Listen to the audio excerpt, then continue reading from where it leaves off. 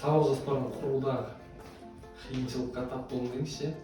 Енді оны жас маман, кез келген жас маман мектеп қабырғасында ұстаздық жолды бастаған кезде ең біріншісі сол сабақ жоспарын құру. Жаңа форматта білім беру деген шықты ғой қазіргі таңда. Жаңа форматта білім беру, критериалды бағалау, сыни тұрғысынан ойлау деген сияқты. Ең бірінші бізде жаңаша білім беру бағдарламасының маңызды 3 құжат бар. Ол жерде бізде бағдарлама, ұзақ мерзімді жоспар және де қысқа мерзімді және орта мерзімді жоспар деген бар. Енді біздің күнделікті емес, жыл сайын жасайтынымыз міне дене шынықтыру пәнінен күнтізбелік тақырыптық жоспар дегенде бұл жыл сайын бекіткен екенбіз біз. Жыл сайын бекітеміз біз. Сіз биыл 2-ші жыл бекітіп жатсыз. Бұның ішінде енді дене шынықтыру бізде 8 бөлім бар. Сол 8 бөлімді біз жылға мысалы бір бөлімде 12 сағат болуы мүмкін, бір бөлімде секіру лақтыруда 12 сағат, мысалы әртүрлі бөлім бойынша солай бекіткен. Одан кейінгі күнтізбеліктен кейінгі жаңағы сіздің сабақ жоспарын құруда қиыншылықпен жолықтым дегеніңіз ол сабақ жоспары. Сабақ жоспары ол жаңағы күнтізбеліктің тақырыптың ішіндегі соның бір ғана бөлігі. Мысалы дене шынықтыру сабағындағы допты алып жүру техникасын үйрету дегенге мысалы сіз сабақ жоспарын құру барысында сондай қиыншылықтарға тап болдыңыз деп ойлайық. Ең бірінші бұл жерде сабақ жоспарын құрмас бұрын сабақтың тақырыбы және тақырыбын таңдап аласыз. Содан кейін оқу мақсаттары, бағалау критерийлері, сабақтың мақсаты ең негізгісі сабақтың мақсаты.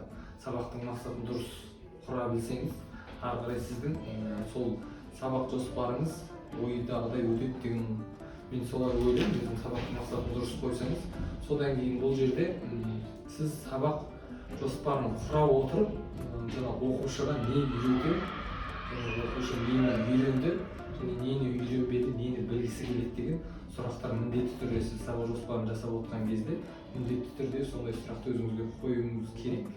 Одан кейінгі ең біздің дене шынықтыру сабағындағы мына қауіпсіздік журналы, бұл қауіпсіздік журналы міндетті түрде әрбір оқушымен таныстым деп тікелей байланысты. Қауіпсіздік ережесі міндетті түрде 8 бөлім болса, мысалы 8 бөлім бізде ең бірінші бөлім жеңіл атлетика, жүгіру, секіру, лақтыру дағдыларын дамыту болатын болса, соның ішіндегі сіз сабақтың барысында қауіпсіздік ережесін міндетті түрде түсіндіресіз. Мысалы енді кезге әртүрлі сабақ болады ғой. Сізде 5-ші сынып бар, үлкен сынып, кіші сынып.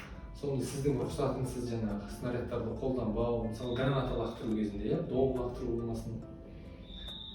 Әртүрлі. Мысалы волейбол ойында да тоже, баскетбол, гимнастика сабағы, әсіресе гимнастика сабағында да техникалық қауіпсіздік ережесін міндетті түрде қатаң сақтау керек және міндетті түрде оқушыға міндетті түрде түсіндіріп отыру керек. Бұл қауіпсіздік журналы біздің ең бірінші құжатымыз десек те болады. Өйткені оқушының қауіпсіздігі ең бірінші кезекте.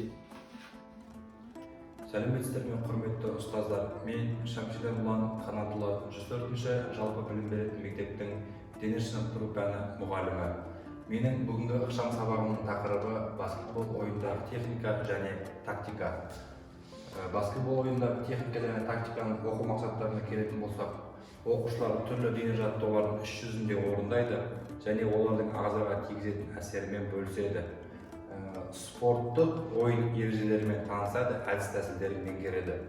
Ал сабақтың мақсаттарына келетін болсақ, көп оқушылар, барлық оқушылар түрлі дене жаттығуларын орындайды, олардың ағзаға тигізетін әсерін айтады. Ал кейбір оқушылар түрлі дене жаттығуларын орындайды, олардың ағзаға тигізетін әсерімен бөліседі және энергетикасы, динамикасы қалай екенін өз ойларын айта алады, өзара пікір таластыра алады. Ал бағалау критерийіне келетін болсақ, түрлі жаттығуларды, жұмыстарды орындау барысында болуы мүмкін қауіп-қатерлерді анықтайды. Жаңа тақырыпты қалай ашамыз? Жаңа тақырыпты мен әртүрлі әдіс тәсілдермен ашамын. Соның бірі оқушыларға сурет жастыру әдісі. Яғни өздеріңіз көріп тұрғандай суретте бейнеленген баскетбол добы және себет. Және әлемге әйгілі атақты баскетболшы Майкл Джордан. Яғни осы суреттерді оқушыларға жасыру арқылы мен жаңа тақырыбымды осылай ашамын. Сабақ барысында жалпы оқушыларға баскетбол жайында мағлұмат беремін. Баскетбол ойыны қазіргі таңда өте танымал командалық доп ойыны. Баскетболды миллиондаған адамдар біледі, жақсы көреді және ойнайды. Баскетбол ойыны өзінің жылдамдығымен, динамикасымен адамды баурайды. Баскетбол ойынының әдіс тәсілдерін қайталамас бұрын және ойнамас бұрын оқушыларға қауіпсіздік ережесін міндетті түрде түсіндіремін және оларға қатаң сақтауға талап етемін. Сондай-ақ баскетбол ойынының ережелерімен міндетті түрде таныстырып өтемін. Өздеріңіз көріп тұрғандай, баскетбол ойынының сан алуан әдіс тәсілдері бар. Соның бірегейі допты екі қолымен кезек-кезек кедергілер арқылы алып жүру. Баскетбол ойынының тағы бір әдіс тәсілі допты алып келе жатып екі адым жасап себетке тарта білу.